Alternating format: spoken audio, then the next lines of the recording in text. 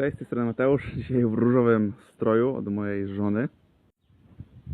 Chciałem wam pokazać, bo przed chwilą pszczółki troszeczkę oddymiłem, co się dzieje.